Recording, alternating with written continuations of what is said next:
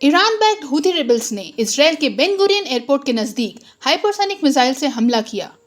7 अक्टूबर को Gaza war शुरू हुआ था। तब से ये पहली बार है जब किसी मिसाइल ने डायरेक्टली इसराइल के एयरपोर्ट ग्राउंड्स को हिट किया है।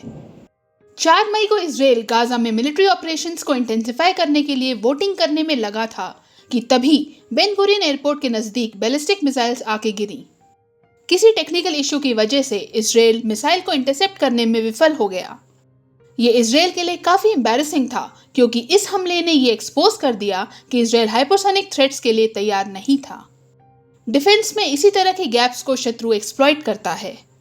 मिसाइल डिफेंस फेलियर किस वजह से हुआ, ये मिसाइल इंटरसेप्ट क्यों नहीं हो पाई, इसकी जांच हो रही है। मिसाइल इंटरसेप्ट करने में फेलियर की वजह से सड़क और कुछ गाड़ियां डैमेज हो गई और कुछ लोग इंजर्ड हो गए। थोड़ी देर के लिए एयर, रोड, रेल ट्रैफिक को सस्पेंड करना पड़ा और फ्लाइट्स को रोकना पड़ा। हूथीज के मिलिट्री स्पोक्समैन याह्या सरी ने इस हमले की जिम्मेदारी ली। सरी का कहना था कि वो लोग तेल अवीव के नजदीक एक मिलिट्री साइट को निशाना बना रहे थे। आगे इसराइल को धमकी दी गई कि बेन गुरियन एयरपोर्ट को बार बार टारगेट किया जाएगा और एयर ब्लॉकेट करने की कोशिश की जाएगी। गाजा में हमास और लेबनान में हिजबुल्लाह की ही तरह यमन बेस्ड हूथी रिबेल्स भी ईरान की एक्सिस ऑफ रेजिस्टेंस का हिस्सा हैं।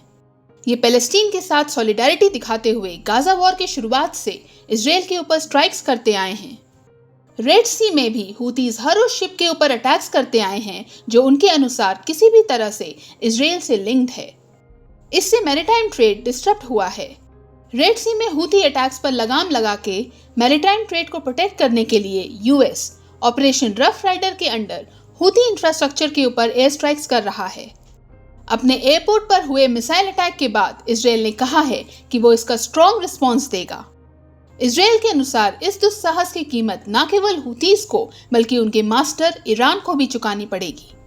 बिकॉज हूथीज के पास आज जो मिसाइल और ड्रोन कैपेबिलिटीज हैं और वो जो रेजिस्टेंस को जारी रख पा रहे हैं वो ईरान के सपोर्ट से ही है। आज हूथीज लगभग 2000 किलोमीटर दूर यमन से इसराइल में मिसाइल मार रहे हैं। हूथीज के पास ऐसे लॉन्ग रेंज मिसाइल स्ट्राइक करने की कैपेबिलिटी का होना रीजन की सिक्योरिटी के लिए बहुत बड़ा चैलेंज है। ये जो आप गाजा, लेबनान और यमन में देख रहे हैं, ये सब कुछ आपस में इंटरकनेक्टेड है। सारी कॉन्फ्लिक्ट्स में ईरान की प्रॉक्सीज ही सेंट्रल रोल प्ले कर रहे हैं। इसलिए इसराइल ईरान के पूरे प्रॉक्सी नेटवर्क को ही टारगेट करना चाहता है। इसराइल ने मिलिट्री प्रिपरेशंस चालू कर दी हैं। हजारों रिजर्व सोल्जर्स को बुलाया जा रहा है। जल्द ही गाजा और यमन में एक बड़ा ऑपरेशन देखने को मिल सकता है। सीजफायर के कोलैप्स होने के बाद इसराइल ने हमास के ऊपर प्रेशर बढ़ाने के लिए गाजा के ऊपर स्ट्राइक्स रिज्यूम कर दी थी।